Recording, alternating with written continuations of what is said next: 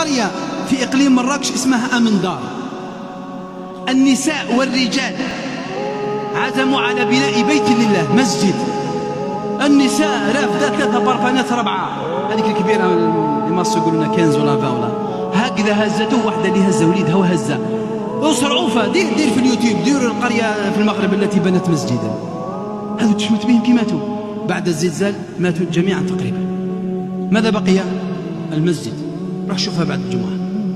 بقي المسجد شاهدا على أنهم بإذن الله بنوا بيوتا لهم في الجنة. تمرة كما هذه تضحك عليها يا سفيه يا حقير، وش البحث؟ ادعوا الشر. هذو خوتنا ولا ما همش؟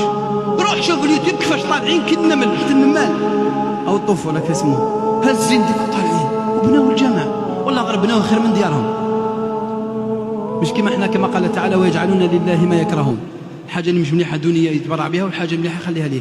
هما ديارهم طوب ضايعوا الرابوكل، والجامع قاعد واقف المناره صفراء كما تاعنا هكذا. قريه أمندار. إذن هؤلاء يستحقون الترحم والأسف عليهم والحزن والبكاء في حدود الشريعة، وليس الشماتة بهم يا أخي. بارك الله فيك. لازم نتأدبوا، لازم نترباوا، لازم نتخلقوا بأخلاق الإسلام بعيد عن أي مهاترات سياسية وخلافات حكومية أو نظامية. وحتى الحكام تلقاهم ما يهضروش على الشعب. نقول لك صح، يقول لك خاوتنا وأشقانا وما عندناش مشكل الحمد لله، وهذه قلنا وهذه شهادة لله لا نريد منها جزاء ولا شكورا.